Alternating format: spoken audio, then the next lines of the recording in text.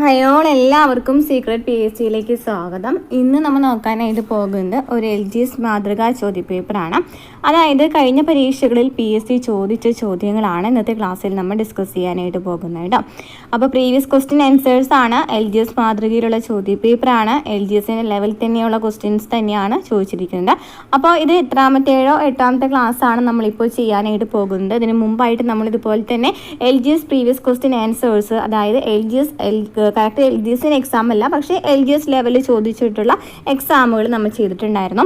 ക്ലാസ്സുകൾ കാണാതിരുന്നെങ്കിൽ പോയി കാണാം. അതുപോലെ തന്നെ company board LGS 10th prelims എന്നീ എക്സാമുകളുടെ SCRT ചാപ്റ്റേഴ്സ് നമ്മൾ ചെയ്തിട്ടുണ്ട്. അതുപോലെ തന്നെ മെയിൻ എക്സാമിൻ്റെയും അതുപോലെ തന്നെ LDC വില്ലേജ് ഫീൽഡ് അസിസ്റ്റൻറ്റ് എക്സാമിൻ്റെയും സിലബസ് അനുസരിച്ചിട്ടുള്ള ക്ലാസ്സുകളും SCRT ചാപ്റ്റേഴ്സും നമ്മൾ ചെയ്യുന്നുണ്ട്. അപ്പോൾ രണ്ട് പ്ലേലിസ്റ്റ് ആയിട്ടാണ് ഇട്ടിരിക്കുന്നത്. കാരണം വില്ലേജ് ഫീൽഡ് അസിസ്റ്റൻറ്റിൻ്റെ എക്സാമൊക്കെ നോക്കുകയാണെന്നുണ്ടെങ്കിൽ LDC ലെവലൊക്കെ ആണല്ലേ, അതായത് കുറച്ചധികം ചാപ്റ്റേഴ്സ് ഇൻക്ലൂഡഡ് ആണ്. അപ്പോൾ ആ ഒരു ചാപ്റ്റേഴ്സും കൂടി നമുക്ക് എടുക്കാനായിട്ടുണ്ട്. അതുപോലെ തന്നെ 5ാം ക്ലാസ് മുതൽ 10ാം ക്ലാസ് വരെയുള്ള എല്ലാ SCRT ക്ലാസ്സുകളും ചെയ്യുന്നുണ്ട്. Previous question answers topic wise ആയിട്ട് ചെയ്യുന്നുണ്ട്. അതുപോലെ തന്നെ സബ്ജക്റ്റ് വൈസ് ആയിട്ടും ചെയ്യുന്നുണ്ട് കേട്ടോ. അപ്പോൾ ക്ലാസ്സുകൾ ആദ്യമായി കാണുന്ന കൂട്ടുകാരാണെന്നുണ്ടെങ്കിൽ സപ്പോർട്ട് ചെയ്യുക. അപ്പോൾ ഇന്നത്തെ ക്ലാസ്സിലേക്ക് കിടക്കാം. ഫസ്റ്റ് ക്വസ്റ്റ്യൻ, സമുദ്രനിരപ്പിൽ നിന്നും 7.5 മീറ്റർ മുതൽ 75 മീറ്റർ വരെ ഉയരമുള്ള കേരളത്തിലെ ഭൂപ്രദേശം ഏതാണ്? സമുദ്രനിരപ്പിൽ നിന്നും 7.5 മീറ്റർ മുതൽ 75 മീറ്റർ വരെ ഉയരമുള്ള കേരളത്തിലെ ഭൂപ്രദേശം ഏതാണ്? മലനാട്, ഇടനാട്, തീരദേശം, നദീതടങ്ങൾ. ഇതിലേതാ വരുന്നത്? 7.5 മുതൽ 75 മീറ്റർ വരുന്നത് ഏതാണ്? ആൻസർ ഓപ്ഷൻ എ ആണ്, ഇടനാടാണ് അല്ലേ. അപ്പോൾ തീരദേശം എത്രയാണ് വരുന്നത്? തീരദേശം 7.5 മീറ്ററിലും താഴെയാണ് വരുന്നത്. 7.5 മീറ്ററിലും താഴെയാണ് വരുന്നത്. മലനാടാണെങ്കിലോ 75 മീറ്ററിനും മുകളിലാണ് വരുന്നത്. മലനാടാണെങ്കിൽ 75 മീറ്ററിനും മുകളിലാണ് വരുന്നത്. അപ്പോൾ ഈ കേരള ജോഗ്രഫിയുമായി ബന്ധപ്പെട്ട് PSC ചോദിച്ച എല്ലാ ചോദ്യങ്ങളും ഉൾപ്പെടുത്തി നമ്മൾ ക്ലാസ് ചെയ്തിട്ടുണ്ട്. കാണാത്തിട്ടുണ്ടെങ്കിൽ പോയി കാണാം കേട്ടോ. ഓക്കെ, അപ്പോൾ മലനാട് എന്ന് പറയുമ്പോൾ 75 മീറ്ററിലും കൂടുതലാണ്. അവിടെയാണ് ഈ ഏലം, തേയില, കാപ്പിയൊക്കെ കൂടുതലായിട്ട് കൃഷി ചെയ്യുന്നത്. ഇനി ഇടനാട്ടിൽ നോക്കുകയാണെങ്കിൽ മലനാടിനും തീരപ്രദേശത്തിനും ഇടയിലായിട്ടാണ് കാണപ്പെടുന്നത്. 7.5 മീറ്റർ മുതൽ 75 മീറ്റർ വരെയാണ് ഉയരം. അവിടെയാണ് പ്രധാനമായിട്ടും തോട്ടവിളകളും അതുപോലെ തന്നെ റബ്ബറൊക്കെ കൃഷി ചെയ്യുന്നത് ആ ഒരു ഭാഗത്തായിട്ടാണ്. നെക്സ്റ്റ് നമ്മൾ നോക്കുകയാണെങ്കിൽ തീരപ്രദേശമാണ്. 7.5 മീറ്ററിലും താഴെയാണ് വരുന്നത്. അപ്പോൾ അവിടെ ഉപ്പുരസമുള്ള മണ്ണാണ്. അത് കാരണം തന്നെ കൂടുതലും തെങ്ങും നെൽകൃഷിയൊക്കെയാണ് ആ ഒരു ഭാഗത്തായിട്ട് കൂടുതൽ ചെയ്യുന്നത്. ഓക്കെ, നെക്സ്റ്റ് ക്വസ്റ്റ്യൻ നോക്കാം. 3 വശവും സമുദ്രത്താൽ ചുറ്റപ്പെട്ട കരഭാഗം ഏത് പേരിലാണ് അറിയപ്പെടുന്നത്? 3 വശം സമുദ്രത്താൽ ചുറ്റപ്പെട്ട കരഭാഗം ഏത് പേരിലാണ് അറിയപ്പെടുന്നത്? ആൻസർ ഓപ്ഷൻ ബി ആണ്, ഉപദ്വീപ് എന്നാണ് അറിയപ്പെടുന്നത്. അപ്പോൾ ദ്വീപ് എന്ന് വെച്ചാൽ എന്താണ്? ദ്വീപ് എന്ന് വെച്ചാൽ എന്താണ്? 4 വശവും സമുദ്രത്താൽ ചുറ്റപ്പെട്ട കരഭാഗമാണ് അല്ലേ. 4 വശവും സമുദ്രത്താൽ അല്ലെങ്കിൽ വെള്ളത്താൽ ചുറ്റപ്പെട്ട കരഭൂമിയെയാണ് എന്തെന്ന് പറയുന്നത്? ദ്വീപ് എന്ന് പറയുന്നത്. 3 വശം സമുദ്രത്താൽ ചുറ്റപ്പെട്ട കരഭാഗങ്ങളെ എന്തെന്ന് പറയാം? ഉപദ്വീപ് എന്ന് പറയാം. ഇനി എന്താണ് തടാകം? തടാകം എന്ന് വെച്ചാൽ എന്താണ്? 4 പാടും കരയാൽ ചുറ്റപ്പെട്ട വലിയൊരു ജലാശയത്തെയാണ് തടാകം എന്ന് പറയുന്നത്. 4 ഭാഗം എന്താണ്? കരയാൽ ചുറ്റപ്പെട്ട ജലാശയമാണ് അല്ലേ തടാകം. അപ്പൊ എന്താ പറയുന്നത്? 4 ഭാഗം അല്ലേ. 4 ഭാഗം കരയാൽ ചുറ്റപ്പെട്ട വലിയൊരു ജലാശയമാണ് തടാകം എന്ന് പറയുന്നത്. നെക്സ്റ്റ് ഉൾക്കടൽ. എന്താണ് ഉൾക്കടൽ? 3 വശവും കരയാൽ ചുറ്റപ്പെട്ട് കടലിലേക്ക് തുറന്നു കിടക്കുന്ന ജലാശയമാണ് ഉൾക്കടൽ. ഓക്കെ, അപ്പോൾ എന്താ നമ്മൾ പറഞ്ഞത്? ദ്വീപ് എന്ന് വെച്ചാൽ 4 വശവും സമുദ്രത്താൽ ചുറ്റപ്പെട്ട കരഭാഗമാണ്. ഉപദ്വീപ് എന്ന് വെച്ചാൽ 3 വശവും സമുദ്രത്താൽ ചുറ്റപ്പെട്ട കരഭാഗമാണ്. തടാകം എന്ന് വെച്ചാൽ 4 വശവും കരയാൽ ചുറ്റപ്പെട്ട സമുദ്രഭാഗമാണ്. ഉൾക്കടൽ എന്ന് വെച്ചാൽ 3 വശവും കരയാൽ ചുറ്റപ്പെട്ട സമുദ്രഭാഗമാണ് അല്ലേ. ഓക്കെ, ക്ലിയർ ആണല്ലോ. നെക്സ്റ്റ് ക്വസ്റ്റ്യൻ, വംശനാശം സംഭവിച്ചുകൊണ്ടിരിക്കുന്ന വരയാടുകൾക്ക് പ്രസിദ്ധമായ കേരളത്തിലെ ദേശീയ ഉദ്യാനം ഏതാണ്? വംശനാശം സംഭവിച്ചുകൊണ്ടിരിക്കുന്ന വരയാടുകൾക്ക് പ്രസിദ്ധമായ കേരളത്തിലെ ദേശീയ ഉദ്യാനം ഏതാണ്? ഇരവിക്കുളമാണ്. ഇരവിക്കുളമാണ് വരയാടുകൾക്ക് പ്രസിദ്ധമായിട്ടുള്ള ദേശീയ ഉദ്യാനം. ചോദിക്കുകയാണെങ്കിൽ ഏതാണ്? ഇരവിക്കുളമാണ് അല്ലേ. ഇരവിക്കുളമാണ്. എന്നാണ് ഇടുക്കി ജില്ലയിലാണ് ഇരവിക്കുളം ഉള്ളത്. എവിടെയാണ്? ഇടുക്കി ജില്ലയിലാണ്. 1978 സ്ഥാപിതമായത്. 1978 സ്ഥാപിതമായത്. തേക്കടി എന്ന് പറയുമ്പോൾ എന്താണ്? തേക്കടി വന്യജീവി സങ്കേതമാണ്. അതായത് പെരിയാർ വന്യജീവി സങ്കേതത്തെയാണ് തേക്കടി വന്യജീവി സങ്കേതം എന്നറിയപ്പെടുന്നത്. ക്ലിയർ ആണല്ലോ. Next silent Valley. സൈലന്റ് വാലിയെ കുറിച്ച് എന്തൊക്കെ അറിയാം? പാലക്കാട് ജില്ലയിലാണ് അല്ലേ? പാലക്കാട് ജില്ലയിലാണ് സൈലന്റ് വാലി സ്ഥിതി ചെയ്യുന്നത്. 1984 എന്താണ്? 1984 ഇത് ഉദ്ഘാടനം ചെയ്തത്. 1985 1984 സ്ഥാപിതമായത്. നെക്സ്റ്റ് എന്താണ്? പാമ്പാടും ചോല. പാമ്പാടും ചോലയും മതികെട്ടാൻ ചോല, ആനമുടി ചോല എന്നീ മൂന്നും 2003 വന്നത്. അതുപോലെ തന്നെ പാമ്പാടും ചോലയാണ് ഏറ്റവും ചെറിയ ദേശീയോദ്യാനം ചോദിക്കുകയാണെങ്കിൽ ഏതാണ്? പാമ്പാടും ചോലയാണ്. ഇനി ആദ്യത്തേതും വലുതുമായിട്ടുള്ള ദേശീയോദ്യാനം ചോദിക്കുകയാണെങ്കിൽ ഏതാണ്? ഇരവിക്കുളമാണ്. ആദ്യത്തേതും വലുതുമായ ദേശീയോദ്യാനമാണ് ഇരവിക്കുളം. ഇനി തേക്കടി വന്യജീവി സങ്കേതം എന്നാണ് പെരിയാർ വന്യജീവി സങ്കേതം എന്ന പേരിൽ അറിയപ്പെടുന്നു. ഇതൊക്കെ എന്താണ്? റിപ്പീറ്റഡ് ആയിട്ട് ചോദിക്കുന്ന ക്വസ്റ്റ്യൻ ആണ്. ഇനി സൈലന്റ് വാലി ഏത് ജില്ലയിലാണെന്ന് ചോദിച്ചിട്ടുണ്ട്? പാലക്കാട് ജില്ലയിലാണ്. അതുപോലെ തന്നെ പാമ്പാടും ചോലയാണ് ഏറ്റവും ചെറിയ ദേശീയോദ്യാനം. ഇത്രയും ക്ലിയർ ആണല്ലോ. Next question. പ്രസിദ്ധമായ മാർത്താണ്ഡവർമ്മ പാലം കേരളത്തിലെ ഏത് നദിക്ക് കുറുകിയാണ്?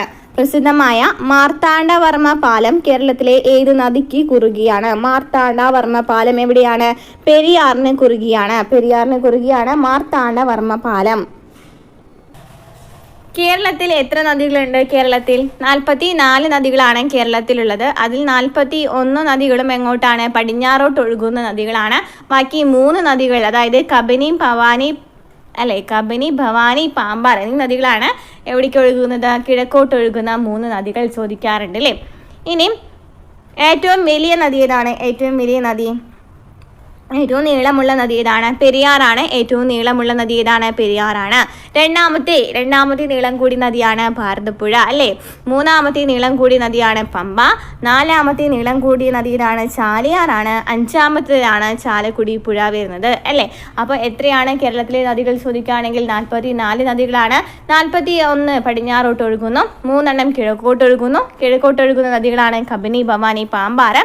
അതുപോലെ തന്നെ ഏറ്റവും നീളം കൂടിയ നദിയാണ് പെരിയാർ. രണ്ടാമത്തെ നീളം കൂടിയ നദി ഏതാണ്? ഭാരതപ്പുഴയാണ്. മൂന്നാമത്തത് പമ്പയും, നാലാമത്തത് ചാലിയാറും, അഞ്ചാമത്തത് ചാലക്കുടി പുഴയുമാണ്. ഓക്കെ. Next question. ഏറ്റവും അധികം മത്സ്യത്തൊഴിലാളികളുള്ള കേരളത്തിലെ ജില്ല ഏതാണ്? ഏറ്റവും കൂടുതൽ മത്സ്യത്തൊഴിലാളികളുള്ള കേരളത്തിലെ ജില്ല ഏതാണ്? ഏതാണ്? ആലപ്പുഴ ജില്ലയിലാണ് ഏറ്റവും അധികം മത്സ്യത്തൊഴിലാളികൾ കാണപ്പെടുന്നത്. ഉൾനാടൻ മത്സ്യത്തൊഴിലാളികൾ ഏറ്റവും അധികമുള്ള ജില്ല ഏതാണ്? ഉൾനാടൻ മത്സ്യത്തൊഴിലാളികൾ ഏറ്റവും കൂടുതലുള്ള ജില്ല ഏതാണ്? എറണാകുളമാണ്. ഉൾനാടൻ മത്സ്യത്തൊഴിലാളികൾ കൂടുതലുള്ള ജില്ല ഏതാണ്? എറണാകുളമാണ്. ഇനി കടലിനെ ആശ്രയിച്ച് കഴിയുന്ന മത്സ്യത്തൊഴിലാളികൾ ഏറ്റവും കൂടുതലുള്ള ജില്ല ഏതാണ്? എന്താണ്? കടലിനെ ആശ്രയിച്ച് കഴിയുന്ന മത്സ്യത്തൊഴിലാളികൾ ഏറ്റവും കൂടുതലുള്ള ജില്ല ഏതാണ്? തിരുവനന്തപുരമാണ്. കടലിനെ ആശ്രയിച്ച് കഴിയുന്ന മത്സ്യത്തൊഴിലാളികൾ കൂടുതൽ ചോദിക്കുകയാണെങ്കിൽ തിരുവനന്തപുരവും. ഉൾനാടൻ മത്സ്യത്തൊഴിലാളികൾ ഏറ്റവും അധികമുള്ള ജില്ല എറണാകുളവും. ഏറ്റവും അധികം മത്സ്യത്തൊഴിലാളികളുള്ള കേരളത്തിലെ ജില്ല ആലപ്പുഴയുമാണ്. മാറരുത്. ഏറ്റവും അധികം മത്സ്യത്തൊഴിലാളികളുള്ള ജില്ല എവിടെയാണ്? ആലപ്പുഴയാണ്. ഉൾനാടൻ മത്സ്യത്തൊഴിലാളികൾ കൂടുതലുള്ള ജില്ല എറണാകുളമാണ്. എന്നാൽ കടലിനെ ആശ്രയിച്ച് കഴിയുന്ന മത്സ്യത്തൊഴിലാളികൾ കൂടുതലുള്ള ജില്ല എവിടെയാണ്? തിരുവനന്തപുരമാണ്. ക്ലിയർ ആണല്ലോ അല്ലേ? Next question. ഇന്ത്യയിലെ ഏറ്റവും വലിയ കൃഷി അധിഷ്ഠിത വ്യവസായം ഏതാണ്? ഇന്ത്യയിലെ ഏറ്റവും വലിയ കൃഷി അധിഷ്ഠിത വ്യവസായം ഏതാണ്? പരുത്തി തുണി വ്യവസായമാണ് ഇന്ത്യയിലെ ഏറ്റവും വലിയ കൃഷി അധിഷ്ഠിത വ്യവസായം. ഏതാണ്? പരുത്തി തുണി വ്യവസായമാണ് ഇന്ത്യയിലെ ഏറ്റവും വലിയ കൃഷി അധിഷ്ഠിത വ്യവസായം. Next question. പ്രതിമകളുടെ നഗരം എന്ന് വിശേഷണമുള്ള കേരളത്തിലെ ജില്ല ഏതാണ്? പ്രതിമകളുടെ നഗരം എന്ന് വിശേഷണമുള്ള കേരളത്തിലെ ജില്ല ഏതാണ്? പ്രതിമകളുടെ നഗരം ഏതാണ്? തിരുവനന്തപുരമാണ് അല്ലേ? തിരുവനന്തപുരമാണ് പ്രതിമകളുടെ നഗരം എന്നറിയപ്പെടുന്ന ജില്ല ചോദിക്കുകയാണെങ്കിൽ, പ്രതിമകളുടെ നഗരം എന്ന വിശേഷണമുള്ള കേരളത്തിലെ ജില്ല ചോദിക്കുകയാണെങ്കിൽ ഏതാണ്? തിരുവനന്തപുരമാണ്. ഇന്ത്യയിലെ ഏറ്റവും വലിയ കൽക്കരി പാടം സ്ഥിതി ചെയ്യുന്ന സംസ്ഥാനം? ഇന്ത്യയിലെ ഏറ്റവും വലിയ കൽക്കരി പാടം സ്ഥിതി ചെയ്യുന്ന സംസ്ഥാനം ഏതാണ്? ഏതാണ്? ജാർഖണ്ഡ് ആണ് അല്ലേ? ജാർഖണ്ഡ് ആണ് ഇന്ത്യയിലെ ഏറ്റവും വലിയ കൽക്കരി പാടം. എവിടെയാണ്? ഏതാണ് ഇന്ത്യയിലെ ഏറ്റവും വലിയ കൽക്കരി പാടം? ഏതാണ്?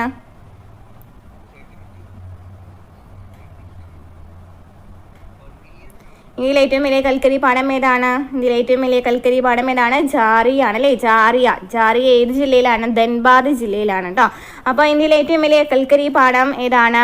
ഇന്ത്യയിലെ ഏറ്റവും വലിയ കൽക്കരി പാടം ജാറിയാണ്. ജാറിയ സ്ഥിതി ചെയ്യുന്നത് എവിടെയാണെന്നാണ് ചോദിച്ചിരിക്കുന്നത്. എവിടെയാണ്? ജാർഖണ്ഡിലാണ്. നെക്സ്റ്റ് ക്വസ്റ്റ്യൻ, ഹരിതമിത്ര പുരസ്കാരം ഏതിനത്തിലാണ് ഏർപ്പെടുത്തിയിരിക്കുന്നത്? എന്താണ് ഹരിതമിത്ര പുരസ്കാരം? ഹരിതമിത്ര പുരസ്കാരം എന്തുമായി ബന്ധപ്പെട്ടിരിക്കുന്നതാണ്? പച്ചക്കറി കർഷകരുമായി ബന്ധപ്പെട്ടതാണ് ഹരിതമിത്ര പുരസ്കാരം. എന്താണ്? പച്ചക്കറി കർഷകരുമായി ബന്ധപ്പെട്ടതാണ് ഹരിതമിത്ര പുരസ്കാരം. ഇന്ത്യയിലെ ഏറ്റവും ഉയരമുള്ള വെള്ളച്ചാട്ടം ഏത്? ഇന്ത്യയിലെ ഏറ്റവും ഉയരമുള്ള വെള്ളച്ചാട്ടം ഏതാണ്? ജോഗ് ഫോൾസ് വെള്ളച്ചാട്ടമാണ് ഇന്ത്യയിലെ ഏറ്റവും ഉയരമുള്ള വെള്ളച്ചാട്ടം. എവിടെയാണ്? ഏതാണ്? ജോഗ് ഫോൾസ് വെള്ളച്ചാട്ടമാണ്. കേരളത്തിന്റെ കാശ്മീർ എന്ന് വിശേഷിപ്പിക്കപ്പെടുന്ന സ്ഥലം ഏതാണ്? കേരളത്തിന്റെ കാശ്മീർ എന്ന് വിശേഷിപ്പിക്കപ്പെടുന്ന സ്ഥലം ഏതാണ്? മൂന്നാറാണ് അല്ലേ. മൂന്നാറാണ് കേരളത്തിന്റെ കാശ്മീർ എന്ന് വിശേഷിപ്പിക്കപ്പെടുന്ന സ്ഥലം. ഇന്ത്യയുടെ തദ്ദേശീയമായ കോവിഡ്-19 വാക്സിൻ ഏതാണ്? ഇന്ത്യയുടെ തദ്ദേശീയമായ കോവിഡ്-19 വാക്സിനാണ് കോവാക്സിൻ. കേരളത്തിലെ ആദ്യത്തെ ജലവൈദ്യുത പദ്ധതി ഏതാണ്? പള്ളിവാസലാണ്. പള്ളിവാസൽ ജലവൈദ്യുത പദ്ധതി എന്നാ നിലവിൽ വന്നത്? 1943 അല്ലേ. 1940 അല്ലേ. കേരളത്തിലെ ആദ്യത്തെ ജലവൈദ്യുത പദ്ധതിയാണ് പള്ളിവാസൽ.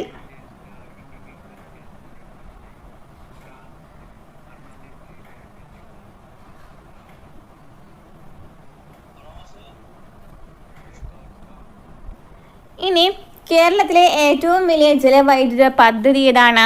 കേരളത്തിലെ ഏറ്റവും വലിയ ജലവൈദ്യുത പദ്ധതി ഏതാണ്? ഇടുക്കി ജലവൈദ്യുത പദ്ധതിയാണ്. കേരളത്തിലെ ഏറ്റവും വലിയ ജലവൈദ്യുത പദ്ധതി ഏതാണ്? ഇടുക്കി ജലവൈദ്യുത പദ്ധതിയാണ്. ഇനി സംസ്ഥാനത്തെ ഏറ്റവും വലിയ രണ്ടാമത്തെ ജലവൈദ്യുത പദ്ധതി ഏതാണ്? നമ്മൾ പറഞ്ഞു ഏറ്റവും വലിയ ജലവൈദ്യുത പദ്ധതി ഇടുക്കിയാന്ന് പറഞ്ഞു. രണ്ടാമത്തെ വലിയ ജലവൈദ്യുത പദ്ധതിയാണ് ശബരിഗിരി. രണ്ടാമത്തെ വലിയ ജലവൈദ്യുത പദ്ധതിയാണ് ശബരിഗിരി. പള്ളിവാസൽ പദ്ധതിയാണ് ആദ്യത്തെ ജലവൈദ്യുത പദ്ധതി എന്ന് പറഞ്ഞു. ഇനി മലബാറിലെ ആദ്യത്തെ ജലവൈദ്യുത പദ്ധതിയാണ് കുറ്റ്യാടി. മലബാറിലെ ആദ്യത്തെ ജലവൈദ്യുത പദ്ധതിയാണ് കുറ്റ്യാടി. ക്ലിയർ ആണല്ലോ? ഇത്രയും ക്ലിയർ ആണല്ലോ അല്ലേ. അപ്പോൾ എന്താണ്? ഏറ്റവും വലിയ ജലവൈദ്യുത പദ്ധതി ഏതാണ്? ഇടുക്കിയാണ്. രണ്ടാമത്തെ വലിയ ജലവൈദ്യുത പദ്ധതിയാണ് ശബരിഗിരി. ഇനി മലബാറിലെ ഏറ്റവും വലിയ ജലവൈദ്യുത പദ്ധതി ചോദിക്കുകയാണെങ്കിൽ കുറ്റ്യാടിയാണ്.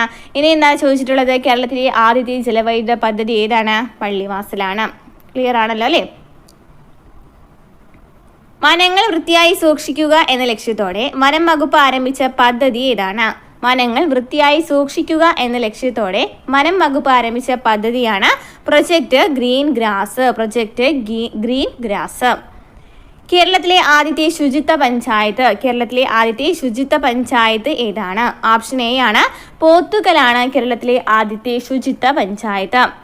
ഇന്ത്യയുടെ ധാന്യപ്പുര എന്നറിയപ്പെടുന്ന ഭൂപ്രകൃതി വിഭാഗം ഏതാണ്? ഇന്ത്യയുടെ ധാന്യപ്പുര എന്നറിയപ്പെടുന്ന ഭൂപ്രകൃതി വിഭാഗം ഏതാണ്? ആൻസർ ഓപ്ഷൻ ബി ആണ്. ഉത്തര മഹാസമതലമാണ് ഇന്ത്യയുടെ ധാന്യപ്പുര എന്നറിയപ്പെടുന്ന ഭൂപ്രകൃതി വിഭാഗം. അപ്പോൾ ഇന്ത്യയുമായി ബന്ധപ്പെട്ട് വരുന്ന SCERT ചാപ്റ്റേഴ്സ്, ഇന്ത്യ ജോഗ്രഫിയുമായി ബന്ധപ്പെട്ട് വരുന്ന പ്രധാനപ്പെട്ട SCERT ചാപ്റ്റേഴ്സ് നമ്മൾ ചെയ്തിട്ടുണ്ട് കേട്ടോ. പ്ലേലിസ്റ്റ് ഒന്ന് ചെക്ക് ചെയ്ത് നോക്കാം. നെക്സ്റ്റ് എന്താണ്? ഷോളയാർ അണക്കെട്ട് ഏത് നദിയുമായി ബന്ധപ്പെട്ടതാണ്? ഷോളയാർ അണക്കെട്ട് PSCക്ക് ഇഷ്ടമുള്ളൊരു ക്വസ്റ്റ്യൻ ആണ്. ഷോളയാർ അണക്കെട്ട് ചോദിക്കാറുണ്ട്. ഷോളയാർ അണക്കെട്ട് ഏത് നദിയുമായി ബന്ധപ്പെട്ടതാണ്? ചാലക്കുടി പുഴയുമായി ബന്ധപ്പെട്ടതാണ്. കഴിഞ്ഞ ക്വസ്റ്റ്യൻ പേപ്പറിൽ കണ്ടിട്ടുണ്ടായിരുന്നത്, അതായത് ലേറ്റസ്റ്റ് ആയിട്ട് നടന്ന ഒരു ക്വസ്റ്റ്യൻ പേപ്പറിൽ കണ്ടിട്ടുണ്ടായിരുന്നത് ഷോളയാർ ജലവൈദ്യുത, ഇങ്ങനെ നമ്മൾ ചേരുംപടി ചേർക്കുക എന്ന് പറഞ്ഞിട്ട് ജില്ലകളാണ് തന്നിട്ടുണ്ടായിരുന്നത്. അപ്പോൾ ഷോളയാർ എവിടെയാണ്? തൃശ്ശൂരാണ് അല്ലേ. ഷോളയാർ തൃശ്ശൂരാണ്. അപ്പോൾ അത് തെറ്റായിട്ടാണ് കൊടുത്തിട്ടുണ്ടായിരുന്നത്. നെക്സ്റ്റ് ക്വസ്റ്റ്യൻ, കേരളത്തിലെ ഏറ്റവും ചെറിയ ശുദ്ധജല തടാകം ഏതാണ്? പൂക്കോട് തടാകമാണ് ഏറ്റവും ചെറിയ ശുദ്ധജല തടാകം. അപ്പോൾ ഏറ്റവും വലിയ ശുദ്ധജല തടാകം ഏതാണ്? ശാസ്താംകോട്ട തടാകമാണ് അല്ലേ. കേരളത്തിലെ ഏറ്റവും വലിയ ശുദ്ധജല തടാകമാണ് ശാസ്താംകോട്ട തടാകം. ഇനി കേരളത്തിലെ ഏറ്റവും വലിയ കായൽ ചോദിക്കുകയാണെങ്കിലോ? കേരളത്തിലെ ഏറ്റവും വലിയ കായൽ ചോദിക്കുകയാണെങ്കിൽ ഏതാണ്? വേമ്പനാട്ട് കായലാണ് കേരളത്തിലെ വലിയ കായൽ ചോദിക്കുകയാണെങ്കിൽ വേമ്പനാട്ട് കായലും. രണ്ടാമത്തത് ചോദിക്കുകയാണെങ്കിൽ ഏതാണ്? അഷ്ടമുടി കായലുമാണ്. അപ്പോൾ കേരളത്തിലെ ഏറ്റവും വലിയ കായൽ ഏതാണ്? വേമ്പനാട്ട് കായലാണ്. കേരളത്തിലെ ഏറ്റവും വലിയ ശുദ്ധജല തടാകം ചോദിക്കുകയാണെങ്കിൽ ഏതാണ്? ശാസ്താംകോട്ട തടാകമാണ്. ഏറ്റവും ചെറിയ ശുദ്ധജല തടാകം ചോദിക്കുകയാണെങ്കിൽ ഏതാണ്? പൂക്കോട്ട് തടാകമാണ്. നെക്സ്റ്റ്, കേരളത്തിൽ ആദ്യമായി നിപ്പ വൈറസ് റിപ്പോർട്ട് ചെയ്ത ജില്ല. കേരളത്തിൽ ആദ്യമായി നിപ്പ വൈറസ് റിപ്പോർട്ട് ചെയ്ത ജില്ല ഏതാണ്? കോഴിക്കോടാണ് അല്ലേ കേരളത്തിൽ ആദ്യമായിട്ട് നിപ്പ വൈറസ് റിപ്പോർട്ട് ചെയ്തത്. നെക്സ്റ്റ്, ദണ്ഡി കടൽപ്പുറം സ്ഥിതി ചെയ്യുന്നത്. ദണ്ഡി കടൽപ്പുറം സ്ഥിതി ചെയ്യുന്നത് എവിടെയാണ്? ഗുജറാത്തിലാണ് ദണ്ഡി കടൽപ്പുറം സ്ഥിതി ചെയ്യുന്നത്. ഗുരുവായൂർ സത്യാഗ്രഹത്തിന് നേതൃത്വം വഹിച്ചത് ആരാണ്? ഗുരുവായൂർ സത്യാഗ്രഹത്തിന് നേതൃത്വം വഹിച്ചത് ആരാണ്?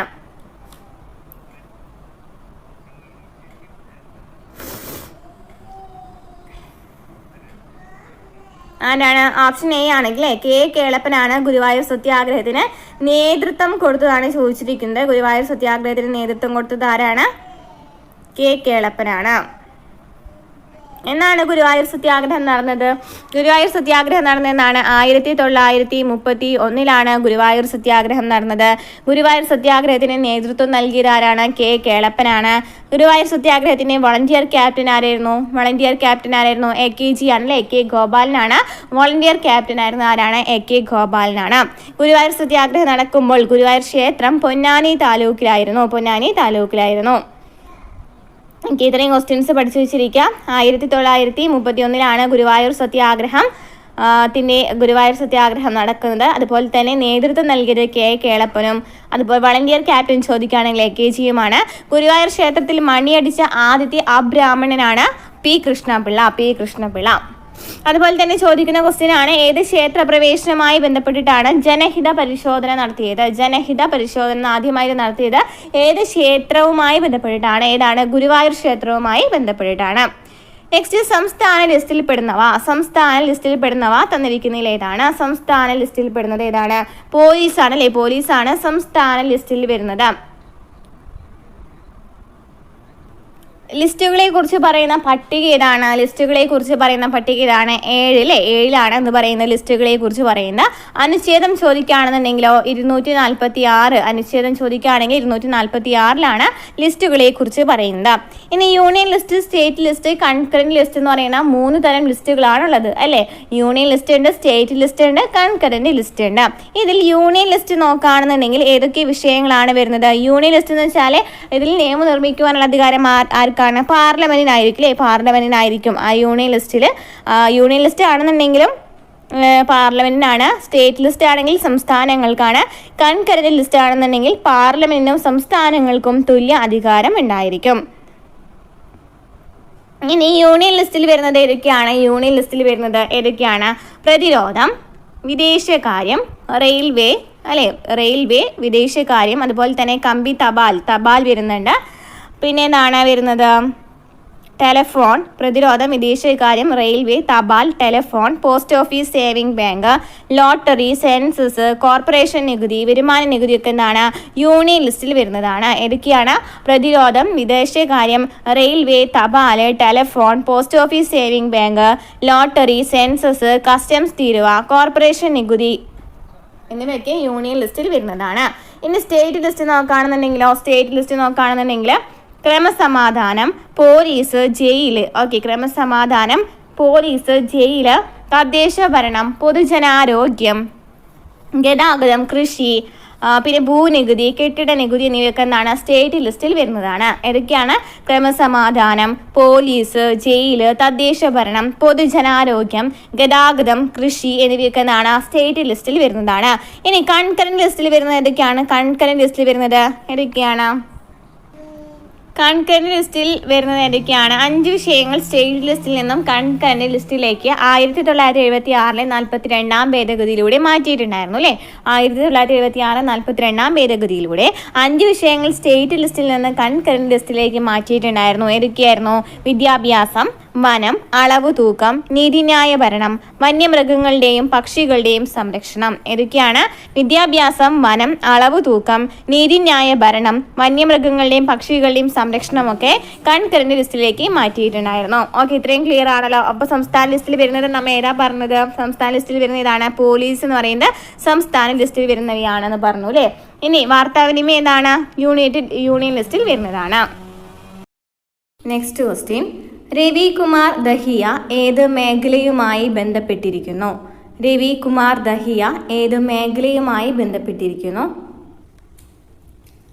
Answer option D, sports. ഉത്തരവാദിത്ത ഭരണ സംവിധാനത്തിന് ഉചിതമായ മാറ്റങ്ങൾ നിർദ്ദേശിക്കുവാൻ നിയമിക്കപ്പെട്ടത് ആരാണ്? ഉത്തരവാദിത്ത ഭരണ സംവിധാനത്തിന് ഉചിതമായ മാറ്റങ്ങൾ നിർദ്ദേശിക്കുവാൻ നിയമിക്കപ്പെട്ടത് ആൻസർ വരുന്നത് ഓപ്ഷൻ സി ആണ്, സൈമൺ കമ്മീഷൻ ആണ്. സൈമൺ കമ്മീഷൻ ഇന്ത്യയിലേക്ക് എത്തിയത് ഏത് വർഷമാണ്? സൈമൺ കമ്മീഷൻ ഇന്ത്യയിലേക്ക് എത്തിയത് 1928 സൈമൺ കമ്മീഷൻ ഇന്ത്യയിലേക്ക് വരുന്നത്. അപ്പോൾ ഈ സൈമൺ കമ്മീഷനെതിരായ പ്രതിഷേധത്തിന് നേതൃത്വം നൽകിയത് ആരായിരുന്നു? ലാലാ ലജ്പത് റായ് ആയിരുന്നു. ലാലാ ലജ്പത് റായ് ആണ് മരണപ്പെട്ടത് എന്ന് മനസ്സിലാക്കി വെച്ചിരിക്കാം. ഓക്കെ, അപ്പോൾ ഈ സൈമൺ കമ്മീഷന്റെ ചെയർമാൻ ആരായിരിക്കും? സർ ജോൺ സൈമൺ ആയിരിക്കും അല്ലേ. നെക്സ്റ്റ് ക്വസ്റ്റ്യൻ, ഗാന്ധിജി ദണ്ഡി യാത്രയോടുകൂടി ആരംഭിച്ച പ്രക്ഷോഭം ഏതാണ്? ഗാന്ധിജി ദണ്ഡി യാത്രയോടുകൂടി ആരംഭിച്ച പ്രക്ഷോഭം ഏതാണ്? സിവിൽ ആജ്ഞാലംഘനമാണല്ലേ. സിവിൽ നിയമലംഘന പ്രസ്ഥാനമുണ്ടല്ലോ, സിവിൽ ആജ്ഞാലംഘനമാണ്. ഓപ്ഷൻ എ ആണ് ഗാന്ധിജി ദണ്ഡി യാത്രയോടുകൂടി ആരംഭിച്ച പ്രക്ഷോഭം. അപ്പം സിവിൽ നിയമലംഘന പ്രസ്ഥാനം ആരംഭിച്ചത് ഏത് വർഷമാണ്? ഏത് വർഷമാണ്? 1931 സിവിൽ നിയമലംഘന പ്രസ്ഥാനം ആരംഭിക്കുന്നത്. 1930 1930 മാർച്ച് 12 തുടങ്ങിയത് ചോദിക്കുകയാണെങ്കിൽ 1930 മാർച്ച് 12 മാർച്ച് 12 മുതൽ ഏപ്രിൽ 6 വരെയാണ് ഗാന്ധിജി ദണ്ഡി കടപ്പുറത്തേക്ക് യാത്ര തിരിക്കുന്നത്. എവിടെ നിന്ന്? അഹമ്മദാബാദിലെ സബർമതി ആശ്രമത്തിൽ നിന്ന് 78 അനുയായികളോടൊപ്പം ഗാന്ധിജി ദണ്ഡി കടപ്പുറത്തേക്ക് യാത്ര തിരിച്ചത് 1930 മാർച്ച് 12 മുതൽ 1930 ഏപ്രിൽ 6 വരെയാണ്. ഈ സിവിൽ നിയമലംഘന പ്രസ്ഥാനത്തിന് തീരുമാനമെടുത്ത INC സമ്മേളനം എപ്പോഴും ചോദിക്കുന്ന ക്വസ്റ്റ്യൻ ആണ്. ഏതാണ്? 1929 ലാഹോർ സമ്മേളനമാണ് അല്ലേ. സിവിൽ നിയമലംഘന പ്രസ്ഥാനം ആരംഭിക്കുവാൻ തീരുമാനിച്ച സമ്മേളനമാണ് ഏതെന്ന് പറയുന്നത്? ലാഹോർ സമ്മേളനം 1929. ഓക്കെ, ഈ സിവിൽ നിയമലംഘന പ്രസ്ഥാനം പിൻവലിക്കുന്നതിന് വേണ്ടി ഗാന്ധിജിയും വൈസ്രോയി ഇർവിൻ പ്രഭുവും തമ്മിൽ ഒരു ഉടമ്പടി ഒപ്പുവെച്ചിട്ടുണ്ടായിരുന്നു. അത് ഏത് ഉടമ്പടിയാണ്? ഗാന്ധി ഇർവിൻ ഉടമ്പടിയാണ് അല്ലേ. ഗാന്ധി ഇർവിൻ ഉടമ്പടി എന്നാണ്? 1931 ഗാന്ധി ഇർവിൻ ഉടമ്പടി. ഓക്കെ, അപ്പോൾ സിവിൽ നിയമലംഘന പ്രസ്ഥാനം നിർത്തിവെക്കുന്നതിന് വേണ്ടിയിട്ട് ഇർവിൻ പ്രഭുവും അതുപോലെ തന്നെ ഗാന്ധിജിയും തമ്മിൽ ഒരു ഉടമ്പടി ഒപ്പുവെച്ചു. അത് എന്നാണ്? 1931. നെക്സ്റ്റ് ക്വസ്റ്റ്യൻ, കോട്ടയത്തെ രാജാവ് ആരായിരുന്നു? ആരാണ് കോട്ടയത്തെ രാജാവ്? തന്നിരിക്കുന്നതിൽ ആരാണ്? പഴശ്ശി രാജാവാണ് കോട്ടയത്തെ രാജാവ്. ബ്രിട്ടീഷുകാരുടെ നേരിട്ടുള്ള ഭരണത്തിന് കീഴിലായിരുന്നത് ഏത് പ്രദേശമാണ്? ബ്രിട്ടീഷുകാരുടെ നേരിട്ടുള്ള ഭരണത്തിന് കീഴിലായിരുന്ന പ്രദേശമാണ് ഏത്? മലബാർ. ആൻസർ ഓപ്ഷൻ ബി ആണ്, മലബാർ. വൈക്കം സത്യാഗ്രഹത്തിൽ തമിഴ്നാട്ടിൽ നിന്ന് പങ്കെടുത്തവരിൽ പ്രധാനി ആരാണ്? വൈക്കം സത്യാഗ്രഹത്തിൽ തമിഴ്നാട്ടിൽ നിന്ന് പങ്കെടുത്തവരിൽ പ്രധാനി ആരാണ്? വൈക്കം സത്യാഗ്രഹത്തിൽ തമിഴ്നാട്ടിൽ നിന്ന് പങ്കെടുത്തവരിൽ പ്രധാനി ആരാണ്? ആൻസർ ഓപ്ഷൻ എ ആണ്, EV രാമസ്വാമി നായ്ക്കർ. അപ്പോൾ ഈ വൈക്കം സത്യാഗ്രഹം നടന്നതെന്നാണ്? വൈക്കം സത്യാഗ്രഹം നടന്നത് 1924 മാർച്ച് 30 അല്ലേ. വൈക്കം സത്യാഗ്രഹം നടന്നത് 1924 മാർച്ച് 30 എന്തായിരുന്നു പ്രധാനപ്പെട്ട ലക്ഷ്യം? എന്തിനാണ് ഈ വൈക്കം സത്യാഗ്രഹം നടന്നത്? ക്ഷേത്രത്തിന് ചുറ്റുമുള്ള പൊതു റോഡുകളിൽ താഴ്ന്ന ജാതിക്കാർക്ക് സഞ്ചരിക്കുവാനുള്ള അവകാശം നേടിയെടുക്കുന്നതിന് വേണ്ടിയിട്ടാണ് വൈക്കം സത്യാഗ്രഹം നടന്നത്. ക്ഷേത്രത്തിന് ചുറ്റുമുള്ള പൊതു റോഡുകളിൽ താഴ്ന്ന ജാതിക്കാർക്ക് സഞ്ചരിക്കുവാനുള്ള അവകാശം നേടിയെടുക്കുന്നതിന് വേണ്ടിയിട്ടാണ് ഇന്ന് നടക്കുന്ന ഈ വൈക്കം സത്യാഗ്രഹം നടക്കുന്നത്. ഈ Vaikom സത്യാഗ്രഹത്തിൽ തുടക്കമിട്ടവരാരൊക്കെയാണ്? TK മാധവനും K കേളപ്പനും KP Keshava മേനോനുമാണ്. ആരൊക്കെയാണ്? TK Madhavan, K Kelappan, KP Keshava Menon എന്നിവരാണ്. ഇനി വൈക്കം ഹീറോ എന്നറിയപ്പെടുന്നത് ആരാണ്? നമ്മൾ പറഞ്ഞു വൈക്കം സത്യാഗ്രഹത്തിൽ തമിഴ്നാട്ടിൽ നിന്നും പങ്കെടുത്തത് EV രാമസ്വാമി നായ്ക്കറാണ്. അദ്ദേഹത്തെയാണ് വൈക്കം ഹീറോ എന്നും അതുപോലെ തന്നെ പെരിയോർ എന്നൊക്കെ അറിയപ്പെടുന്നത്. ഇനി സവർണ ജാഥ നയിച്ചത് ചോദിക്കാറുണ്ട്. ആരാണ് സവർണ ജാഥ നയിച്ചത്? വൈക്കം സത്യാഗ്രഹവുമായിട്ട് സവർണ ജാഥ നയിച്ചത് ആരാണ്? മന്നത്ത് പത്മനാഭനാണ്. ഓക്കെ, അപ്പോൾ ഇത്രയും ക്വസ്റ്റ്യൻസ് എന്തായാലും വൈക്കം സത്യാഗ്രഹവുമായി ബന്ധപ്പെട്ട് പഠിച്ചിരിക്കണം. നെക്സ്റ്റ് ക്വസ്റ്റ്യൻ, സ്വാമിത്തോപ്പ് എന്ന സ്ഥലം ഏത് സാമൂഹിക പരിഷ്കർത്താവിൻ്റെ ജന്മസ്ഥലമാണ്? സ്വാമിത്തോപ്പ് എന്ന സ്ഥലം ഏത് സാമൂഹിക പരിഷ്കർത്താവിൻ്റെ ജന്മസ്ഥലമാണ്? സ്വാമിത്തോപ്പ്. ആൻസർ ഓപ്ഷൻ സി ആണ്, അയ്യ വൈകുണ്ഠസ്വാമി. നെക്സ്റ്റ് ക്വസ്റ്റ്യൻ, മൗലിക കർത്തവ്യങ്ങൾ ഉൾപ്പെട്ടിരിക്കുന്ന ഭരണഘടനാ ഭാഗം ഏതാണ്? മൗലിക കർത്തവ്യങ്ങൾ ഉൾപ്പെട്ടിരിക്കുന്ന ഭരണഘടനാ ഭാഗം ഏതാണ്? ആൻസർ ഓപ്ഷൻ ഡി ആണ്, 4A ആണ് അല്ലേ. 4A അതുപോലെ തന്നെ 51A മൗലിക കർത്തവ്യങ്ങളെ കുറിച്ചിട്ട് പറയുന്നത്. ഇനി ഈ രണ്ടിൽ എന്താ പറയുന്നത് പൗരത്വത്തെ കുറിച്ചിട്ടാണ് പറയുന്നത് അല്ലേ. നമ്മളിതിൽ ഓരോ പാർട്ടും കംപ്ലീറ്റ് ചെയ്തിട്ടുണ്ട്. ആമുഖം, പൗരത്വം, മൗലിക അവകാശം, മാർഗനിർദ്ദേശക തത്വങ്ങൾ, മൗലിക കടമകളൊക്കെ ഓരോ ക്ലാസ് ആയിട്ട് ടോപ്പിക് വൈസ് ആയിട്ട് മോക്ക് ടെസ്റ്റും തന്നിട്ടുണ്ട്. അതുപോലെ തന്നെ ഇതിൻ്റെ SCRT ചാപ്റ്റേഴ്സും നമ്മൾ ഇന്നലെ വീഡിയോ ചെയ്തിട്ടുണ്ടായിരുന്നു കേട്ടോ. ഇനി എന്താണ് പറയുന്നത്? 3Bനെ കുറിച്ച് പറയുന്നൊന്നുമില്ല അല്ലേ. 3 എന്താ പറയുന്നത് 3 മൗലിക അവകാശങ്ങളെ കുറിച്ചിട്ടാണ് പറയുന്നത് അല്ലേ. 3 മൗലിക അവകാശങ്ങളെ കുറിച്ചിട്ടാണ് പറയുന്നത്. ഇനി 1 യൂണിയനും ഭൂപ്രദേശത്തെയും കുറിച്ചിട്ടാണ് പറയുന്നത്. നെക്സ്റ്റ് ക്വസ്റ്റ്യൻ നോക്കാം. ബേലൂർ മഠം ആസ്ഥാനമായി പ്രവർത്തിക്കുന്ന സംഘടന ഏതാണ്? രാമകൃഷ്ണ മിഷനാണ്. Next question. പൊതുമരാമത്ത് വകുപ്പ് മന്ത്രി ആരാണ് പൊതുമരാമത്ത് വകുപ്പ് മന്ത്രി? ഇപ്പോഴത്തെ മന്ത്രിസഭ മാറിയിട്ടുണ്ട് അല്ലേ. അപ്പോൾ പൊതുമരാമത്ത് വകുപ്പ് മന്ത്രി ഇപ്പോഴത്തെ ആരാണ്? പൊതുമരാമത്ത്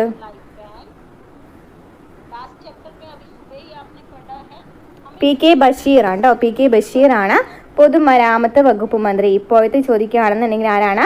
പൊതുമരാമത്ത് വകുപ്പ് മന്ത്രിയാണ് PK ബഷീർ. ഓക്കെ, 2026 കേട്ടോ. അപ്പോൾ ഇതിലെ ആൻസർ വരുന്നില്ല. ഏതാണ് വരുന്നത്? PK ബഷീറാണ്. നെക്സ്റ്റ്, തിരുവിതാംകൂറിൽ അമേരിക്കൻ മോഡൽ ഭരണ സംവിധാനം വിഭാവനം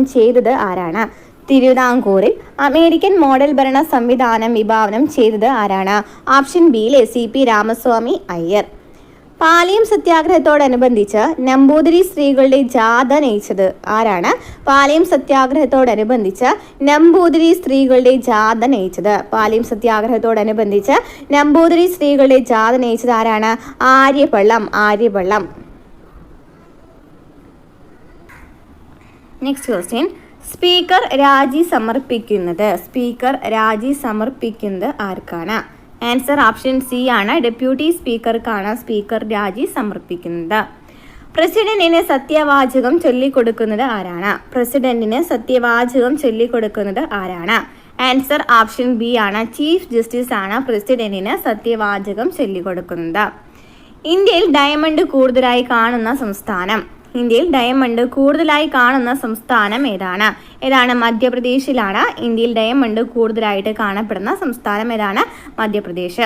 റിസർവ് ബാങ്കിന്റെ ആസ്ഥാനം, RBIയുടെ ആസ്ഥാനം എവിടെയാണ്? മുംബൈ ആണ് അല്ലേ. RBIയുടെ ആസ്ഥാനം എവിടെയാണ്? മുംബൈയാണ് RBIയുടെ ആസ്ഥാനം. പ്ലാസ്റ്റിക് മണി എന്നറിയപ്പെടുന്നത് എന്താണ്? ക്രെഡിറ്റ് കാർഡ് ആണ് അല്ലേ. പ്ലാസ്റ്റിക് മണി എന്നറിയപ്പെടുന്നത് എന്താണ്? Credit card. ലോകബാങ്കിന്റെ മറ്റൊരു പേര് എന്താണ്? IBRD എന്നാണ്. ലോകബാങ്കിന്റെ മറ്റൊരു പേര് എന്താണ്?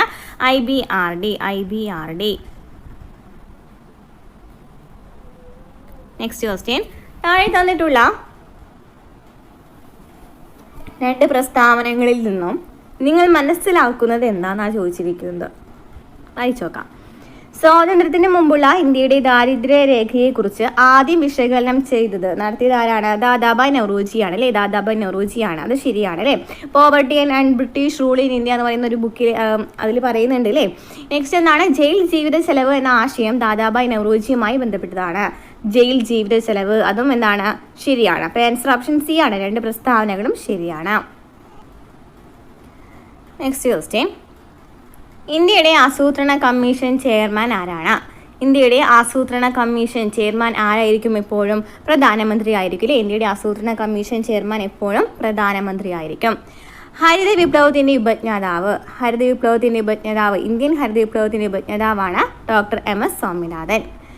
കേരളത്തിലെ ആദ്യത്തെ സമ്പൂർണ്ണ കമ്പ്യൂട്ടർ സാക്ഷരതാ പഞ്ചായത്ത് ഏതാണ്? വെള്ളനാടാണ് കേരളത്തിലെ ആദ്യ സമ്പൂർണ്ണ കമ്പ്യൂട്ടർ സാക്ഷരതാ പഞ്ചായത്ത്. നെക്സ്റ്റ്, ശരിയായ ജോഡി ഏതാ?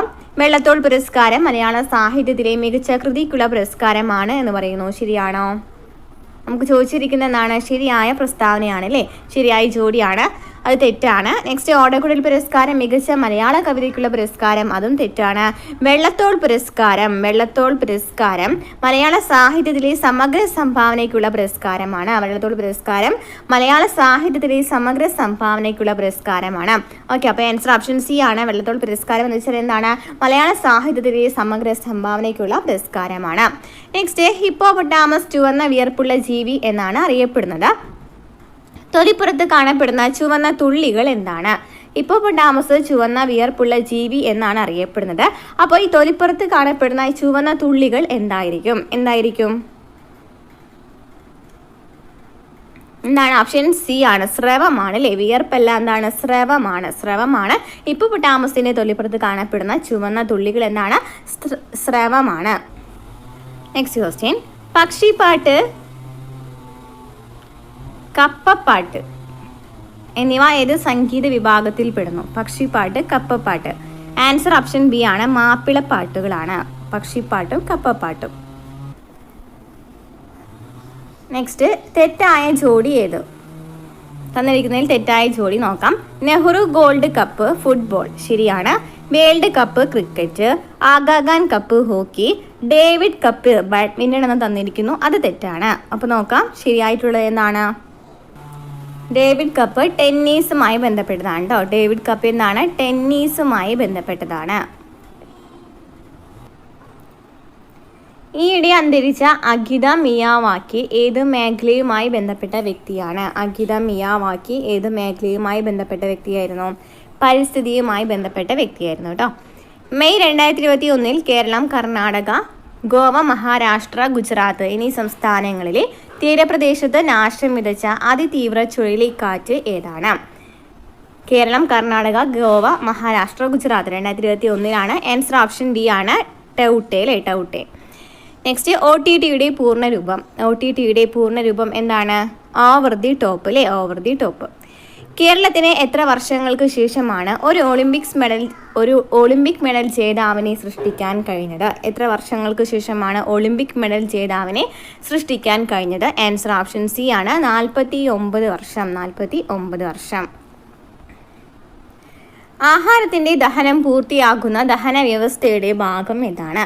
ആഹാരത്തിന്റെ ദഹനം പൂർത്തിയാകുന്ന ദഹന വ്യവസ്ഥയുടെ ഭാഗം ഏതാണ്? ആൻസർ ഓപ്ഷൻ ബി ആണ്, ചെറുകുടലാണ് ആഹാരത്തിന്റെ ദഹനം പൂർത്തിയാകുന്ന ദഹന വ്യവസ്ഥയുടെ ഭാഗം. നെക്സ്റ്റ്, കാഴ്ചയുമായി ബന്ധപ്പെട്ട ജീവകം ഏതാണ്? ആൻസർ വരുന്നത് ഓപ്ഷൻ സി ആണ്, ജീവകം എ ആണ് കാഴ്ചയുമായി ബന്ധപ്പെട്ട ജീവകം. സങ്കരയിനത്തിൽപ്പെട്ട നെല്ല് ഏതാണ്? ആൻസർ ഓപ്ഷൻ ഡി ആണ്, പവിത്രയാണ് സങ്കരയിനത്തിൽപ്പെട്ട നെല്ല്. ഇനി നമുക്ക് തന്നിരിക്കുന്ന ഓപ്ഷൻ ഒന്ന് നോക്കി. അനാമിക, നീലിമ, അനഘ, ഇവയൊക്കെ ഏതാണെന്നറിയോ?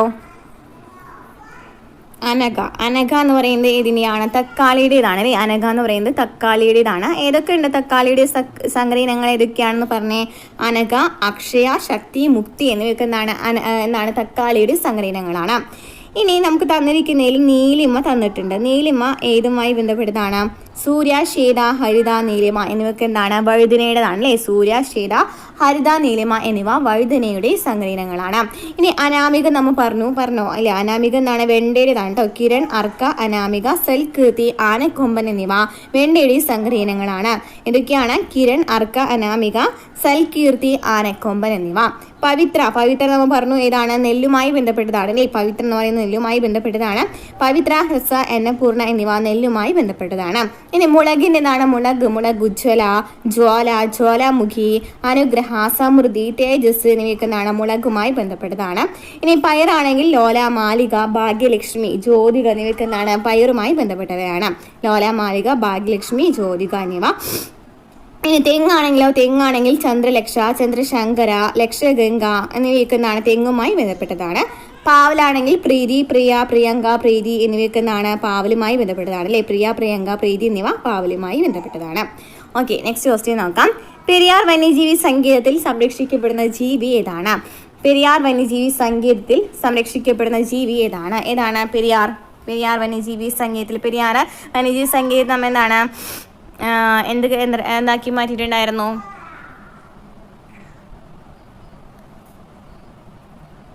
പെരിയാർ വന്യജീവി സങ്കേതത്തിൽ സംരക്ഷിക്കപ്പെടുന്ന ജീവി ഇതാണ്, ആനയാണ് അല്ലേ. പെരിയാറിലാണെന്നുണ്ടെങ്കിൽ ഇതാണ് ആനയാണ് വരുന്നത്. നെക്സ്റ്റ് ക്വസ്റ്റ്യൻ, പ്രകാശ സംശ്ലേഷണത്തിന്റെ ഉൽപ്പന്നം തന്നിരിക്കുന്നതിൽ ഏതാണ്? ഓപ്ഷൻ ബി ആണ്, ഗ്ലൂക്കോസ് ആണ് അല്ലേ. ഗ്ലൂക്കോസ് പിന്നീട് അന്നജമായിട്ട് സംഭരിക്കപ്പെടുന്നുണ്ട്.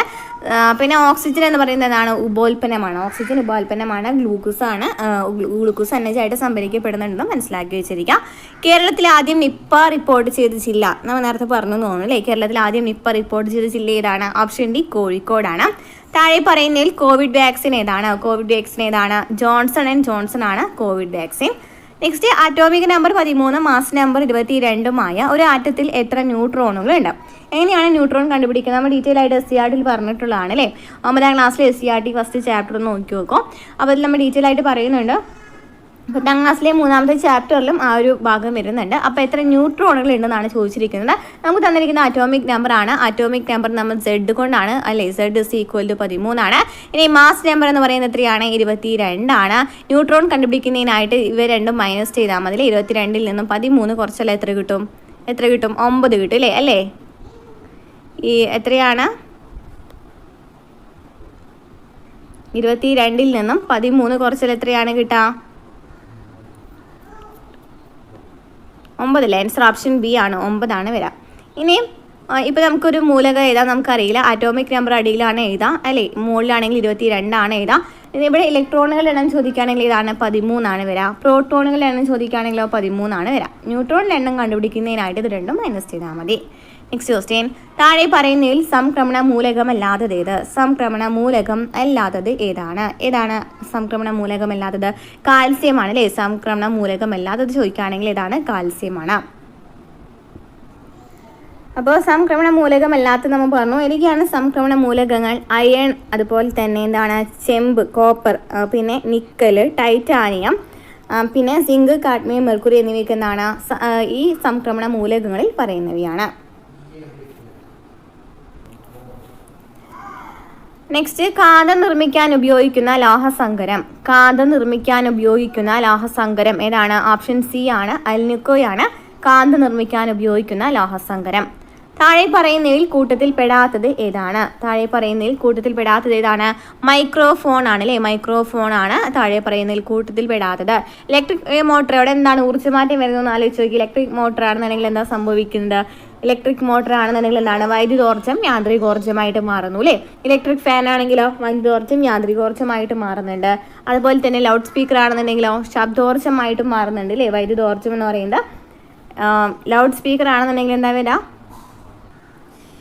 വൈദ്യുതോർജ്ജത്തെ യാന്ത്രികോർജ്ജമാക്കി മാറ്റാണ് ചെയ്യുന്നത്. മൈക്രോഫോൺ ആണെങ്കിൽ എന്താ ചെയ്യുന്നത്? ശബ്ദോർജ്ജത്തെ വൈദ്യുതോർജ്ജമാക്കി മാറ്റാണ് ചെയ്യുന്നത്. അവിടെ ശബ്ദമാണ് അല്ലേ. ശബ്ദോർജ്ജത്തെയാണ് വൈദ്യുതോർജ്ജമാക്കി മാറ്റുന്നത്. ബാക്കി 3 നോക്കുകയാണെന്നുണ്ടെങ്കിലും ഒന്നില്ലെങ്കിൽ വൈദ്യുതോർജ്ജത്തെ യാന്ത്രികോർജ്ജമാക്കി മാറ്റുന്നത് കാണാം, അല്ലെങ്കിൽ ശബ്ദോർജ്ജമായിട്ട് മാറുന്നത് കാണാം. മോട്ടർ ആണെന്നുണ്ടെങ്കിലും എന്താണ്? അവിടെ ശബ്ദം വരുന്നുണ്ട് അല്ലേ. ഫാൻ ആണെങ്കിലോ ശബ്ദം വരുന്നുണ്ട്, സ്പീക്കർ ആണെങ്കിലോ ശബ്ദം വരുന്നുണ്ട്. പക്ഷേ മൈക്രോഫോൺ ആണെങ്കിൽ ആദ്യം ശബ്ദോർജ്ജമാണ് വരുന്നത് അല്ലേ. ശബ്ദോർജ്ജത്തെ എന്തായിട്ട് മാറ്റാണ് ചെയ്യുന്നത്? വൈദ്യുതോർജ്ജമാക്കി മാറ്റാണ് ചെയ്യുന്നത്. നെക്സ്റ്റ് ക്വസ്റ്റ്യൻ, കാറ്റനേഷൻ എന്ന പദം ഏത് മൂലകത്തിന്റെ പ്രത്യേക സ്വഭാവമാണ്? കാറ്റനേഷൻ ആൻസർ ഓപ്ഷൻ എ ആണ്, കാർബൺ അല്ലേ. കാറ്റനേഷൻ നടക്കുന്നത് ഏതിലാണ്? കാർബണിലാണ്. നക്ഷത്രങ്ങളെക്കുറിച്ചുള്ള പഠനം 5 വർഷം പൂർത്തിയാക്കിയ ഇന്ത്യൻ സാറ്റലൈറ്റ് ഏതാണ്? നക്ഷത്രങ്ങളെക്കുറിച്ചുള്ള പഠനം 5 വർഷം പൂർത്തിയാക്കിയ Indian satellite answer option B ആണ്, ആസ്ട്രോസാറ്റ്. നെക്സ്റ്റ് ക്വസ്റ്റ്യൻ, 2020 ഭൗതിക ശാസ്ത്രത്തിൽ നോബൽ പുരസ്കാരത്തിന് തിരഞ്ഞെടുത്ത വിഷയം ഏതായിരുന്നു? 2020 നമുക്ക് ലേറ്റസ്റ്റ് ആയിട്ടുള്ളത് നോക്കാം. അപ്പോൾ 2025 ലേറ്റസ്റ്റ് ആയിട്ട് നോബൽ പുരസ്കാരം കൊടുത്തിട്ടുള്ളത്. 2025 നോക്കുകയാണെങ്കിൽ ഫിസിക്സിൽ നോക്കുകയാണെന്നുണ്ടെങ്കിൽ ആർക്കാണ് ലഭിച്ചിട്ടുള്ളത്? ജോൺ ക്ലാർക്കിനും Michael H Devoret, John M Martinis എന്നിവർക്കാണ്. John Clarke, Michael H Devoret, John M Martinis എന്നിവർക്കാണ്. വിഷയം ചോദിക്കുകയാണെങ്കിൽ ക്വാണ്ടം മെക്കാനിക്സ് ആണ്. നെക്സ്റ്റ്, ലോകാരോഗ്യ സംഘടന വസൂരി രോഗ നിർമ്മാർജ്ജനം പ്രഖ്യാപിച്ചത്?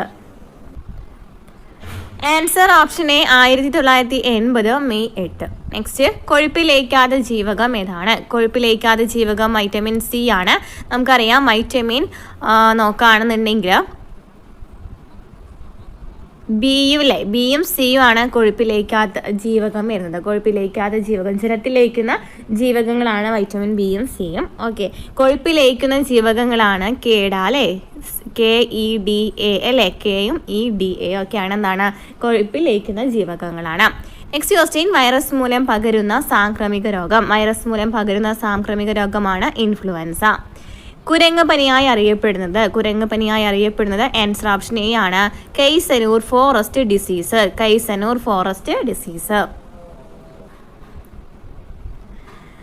ലോക കൈ കഴുകൽ ദിനം ആൻസർ ഓപ്ഷൻ ബി ആണ്, ഒക്ടോബർ 15 ലോക കൈ കഴുകൽ ദിനം എന്നാണ്, ഒക്ടോബർ 15. നെക്സ്റ്റ് ക്വസ്റ്റ്യൻ, ദേശീയ വൈറോളജി ഇൻസ്റ്റിറ്റ്യൂട്ട് സ്ഥിതി ചെയ്യുന്നത്. ദേശീയ വൈറോളജി ഇൻസ്റ്റിറ്റ്യൂട്ട് എവിടെയാണ്? ഓപ്ഷൻ സി, പൂനെയിലാണ് ദേശീയ വൈറോളജി ഇൻസ്റ്റിറ്റ്യൂട്ട്. DPT അഥവാ ട്രിപ്പിൾ ആന്റിജൻ ഏതെല്ലാം രോഗങ്ങൾക്കുള്ള വാക്സിൻ ആണ്? DPT എന്ന് വെച്ചാൽ എന്താണ്? DPT ഏതെല്ലാം രോഗങ്ങൾക്കാണ്? ഡി എന്ന് വെച്ചാൽ ഡിഫ്തീരിയ ആണ്. ഇനി പി എന്ന് വെച്ചാൽ എന്താണ്? പെർട്യൂസിസ് അല്ലേ, വില്ലൻ ചുമയാണ്. ടി എന്ന് വെച്ചാൽ എന്താണ്? ടി എന്ന് വെച്ചാൽ ഏതാണ് വരാ? വില്ലൻ ചുമ പറഞ്ഞു നമ്മൾ. ടെറ്റനസ് ടി അല്ലേ, ടി എന്ന് വെച്ചാൽ എന്താണ്? ടെറ്റനസ്. ആൻസർ ഓപ്ഷൻ ബി ആണ് വരിക, ഡിഫ്തീരിയ, ടെറ്റനസ്, വില്ലൻ ചുമ. ഡി എന്ന് വെച്ചാൽ ഡിഫ്തീരിയ, പി എന്ന് വെച്ചാൽ പെർട്യൂസിസ് അതായത് വില്ലൻ ചുമ, ടി എന്ന് വെച്ചാൽ ടെറ്റനസ്. നെക്സ്റ്റ്, താഴെ പറയുന്നതിൽ ജീവിതശൈലി രോഗം ഏതാണ്? അർബുദം, പ്രമേഹം, പക്ഷാഘാതം എന്നിവ ജീവിതശൈലി രോഗങ്ങളാണ് അല്ലേ. ജീവിതശൈലി രോഗം പൊതുജനാരോഗ്യം എന്ന് പറയുന്ന ഒരു ടോപ്പിക് ഉണ്ടല്ലോ, ഞാൻ കംപ്ലീറ്റ് ചെയ്തിട്ടുണ്ട് കേട്ടോ. SCERT ചാപ്റ്റേഴ്സ് കംപ്ലീറ്റ് ചെയ്തിട്ടുണ്ട്. നെക്സ്റ്റ്, കേരള സർക്കാരിൻ്റെ അവയവദാന പരിപാടിയാണ് മൃതസഞ്ജീവനി. വർദ്ധിച്ചു വരുന്ന ജീവിതശൈലി രോഗങ്ങൾ പരിഹരിക്കുന്നതിനായി ആരോഗ്യവകുപ്പ് നടപ്പിലാക്കി വരുന്ന പദ്ധതി ഏതാണ്? വർദ്ധിച്ചു വരുന്ന ജീവിതശൈലി രോഗങ്ങൾ പരിഹരിക്കുന്നതിനായി ആരോഗ്യവകുപ്പ് നടപ്പിലാക്കി വരുന്ന പദ്ധതിയാണ് അമൃതം ആരോഗ്യം. ഇപ്പോഴത്തെ കേരള ആരോഗ്യ കുടുംബക്ഷേമ വകുപ്പ് മന്ത്രി ആരാണ്?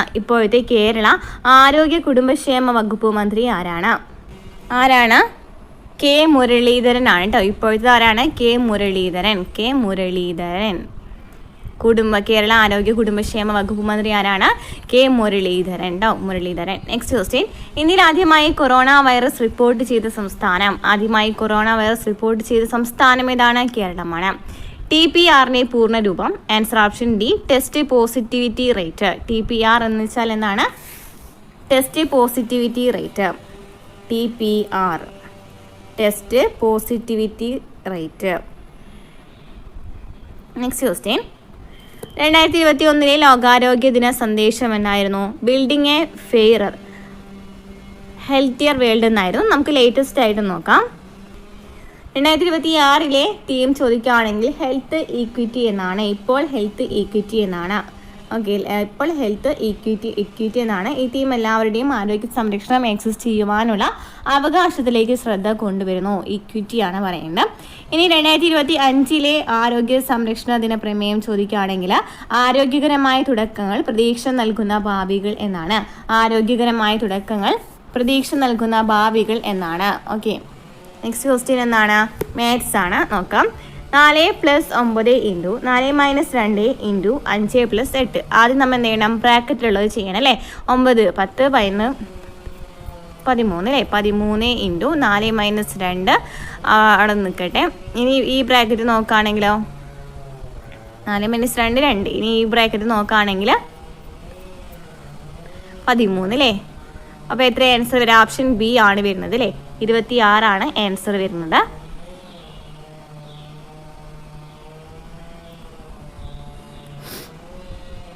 അതിനുശേഷം ഇവിടെ 4 - 2 × 13 വന്നു, നമുക്ക് കിട്ടി. ഇനി നമുക്ക് ഇൻറ്റു ആണ് ചെയ്യണം അല്ലേ. ഇൻറ്റു ചെയ്യാനുള്ളിടത്തൊക്കെ ഇൻറ്റു ചെയ്യാം. അപ്പോൾ ഇൻറ്റു ചെയ്യുമ്പോൾ എത്ര കിട്ടും?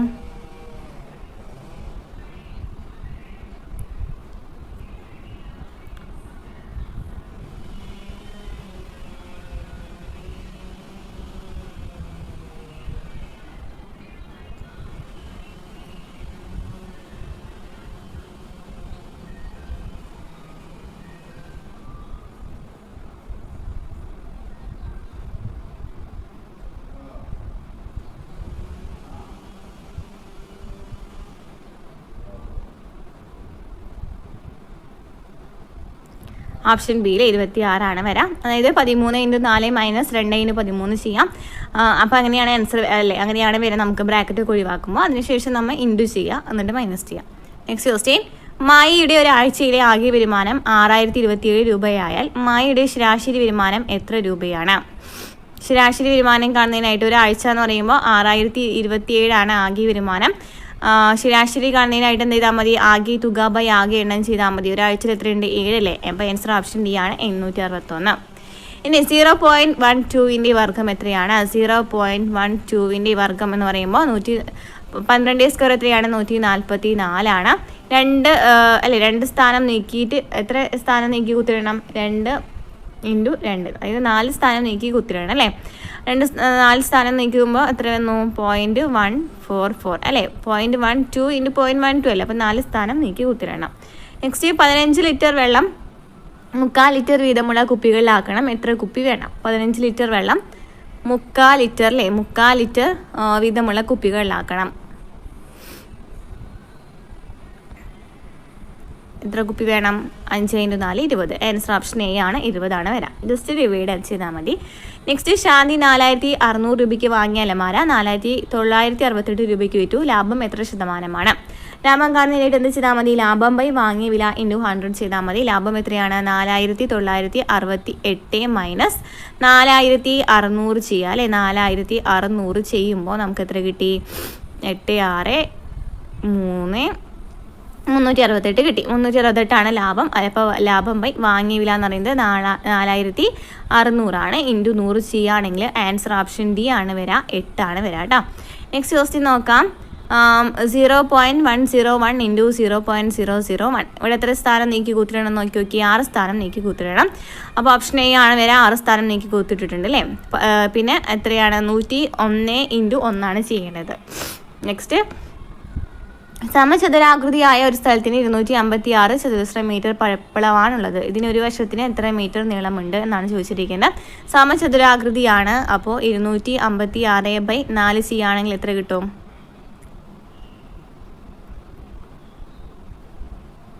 പരപ്പളവ് 256 തന്നിട്ടുണ്ട്. നമുക്ക് ഒരു വശമാണ് കണ്ടുപിടിക്കേണ്ടത് അല്ലേ? വശം ഇൻറ്റു വശമാണ് വിസ്തീർണം എന്ന് പറയുന്നത്. വശം ഇൻറ്റു വശമാണ് വിസ്തീർണം. അതായത് എ സ്ക്വയർ എന്ന് പറയുന്നതാണ് എന്തെന്ന് പറയുന്നത്? വിസ്തീർണം 256 വരുന്നത് അല്ലേ? അപ്പോൾ എ = എന്ത് ചെയ്താൽ മതി? √256 ചെയ്താൽ മതി. അപ്പോൾ എത്ര കിട്ടി? ആൻസർ ഓപ്ഷൻ ബി കിട്ടി. നെക്സ്റ്റ്, ഓണാഘോഷത്തിൻ്റെ ഭാഗമായി ഒരു കടയിൽ പച്ചയും നീലയും ബൾബുകൾ ഘടിപ്പിച്ചിട്ടുണ്ട്. പച്ച ബൾബ് 12 മിനിറ്റ് ഇടവിട്ടും നീല ബൾബ് 20 മിനിറ്റ് ഇടവിട്ടും പ്രകാശിക്കും. അവ ഒരുമിച്ച് 6 PM പ്രകാശിച്ചുവെങ്കിൽ വീണ്ടും ഒരുമിച്ച് എപ്പോൾ പ്രകാശിക്കുമെന്നാണ് നമുക്ക് ചോദിച്ചിരിക്കുന്നത്. എങ്ങനെയാണ്? 12ൻ്റെയും 20ൻ്റെയും LCM കാണാം. 12ൻ്റെയും 20ൻ്റെയും LCM കാണാം. LCM കാണുമ്പോൾ നമുക്ക് കിട്ടുന്നത് എത്രയായിരിക്കും? 2, 3, 5 അല്ലേ? അപ്പോൾ LCM എന്ന് പറയുന്നത് എത്ര കിട്ടുക?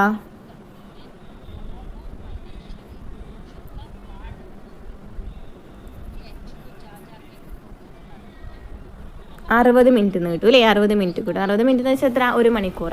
അപ്പോൾ 6 PM ആണ് നമുക്ക് ചോദിച്ചിരിക്കുന്നത്. 6 PM നമുക്ക് ഹോസ്റ്റലിൽ തന്നിട്ടുണ്ട്. അതിനുശേഷം എത്ര മണിക്കൂർ എന്നാണ്? അപ്പോൾ 6 PM പ്ലസ് എന്താ? 1 മണിക്കൂർ ചെയ്താൽ മതി. അതായത് 7 PM. Answer option C. Next, ഒരു കാർ 3 മണിക്കൂർ സമയം 40 km/മണിക്കൂർ ശരാശരി വേഗതയിലും പിന്നീടുള്ള 4 മണിക്കൂർ 50 km ശരാശരി വേഗതയിലും സഞ്ചരിച്ചാൽ കാർ ആകെ എത്ര ദൂരം സഞ്ചരിക്കും എന്നാണ് ചോദിച്ചിരിക്കുന്നത് അല്ലേ? നമുക്ക് ചോദിച്ചിരിക്കുന്നത് എത്ര ദൂരം സഞ്ചരിച്ചു എന്നാണ്. ദൂരം = എന്താണ്? വേഗത = ദൂരം ബൈ സമയമാണ്. ദൂരം = വേഗത ഇൻറ്റു സമയമാണ് ചെയ്യേണ്ടത് അല്ലേ? വേഗത ഇൻറ്റു സമയം ചെയ്യാം. അപ്പോൾ നമുക്ക് ആകെ എത്ര ദൂരം സഞ്ചരിച്ചു എന്നാണ്. ആദ്യം 40 × 3 അല്ല 40 × 3 ചെയ്യുമ്പോൾ 120 എന്നുള്ളത് കിട്ടി. നെക്സ്റ്റ് നോക്കിയപ്പോൾ 4 മണിക്കൂർ സമയം 50 km വേഗതയാണ് നമുക്ക് തന്നിരിക്കുന്നത് അല്ലേ? വേഗതയാണ് നമുക്ക് തന്നിരിക്കുന്നത്. ഓക്കെ, അപ്പം നമുക്ക്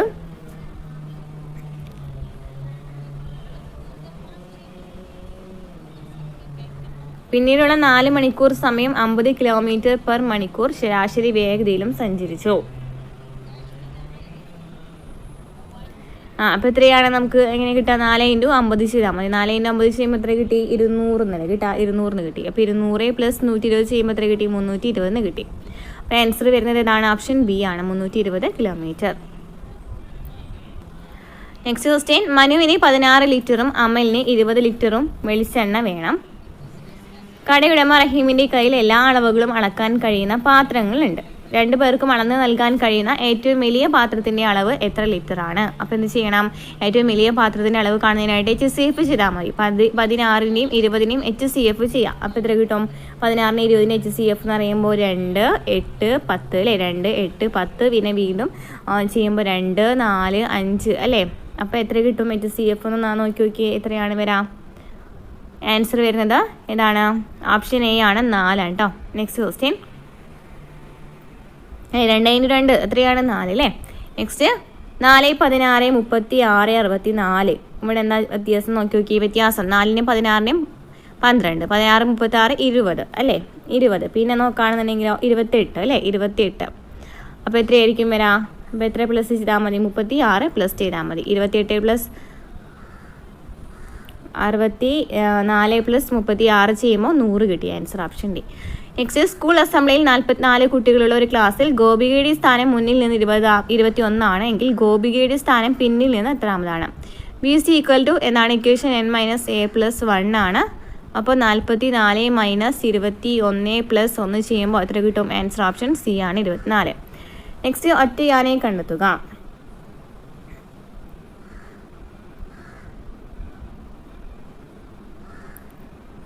ഒറ്റയാനെ കണ്ടെത്തുക ഇതാണ് വരാം.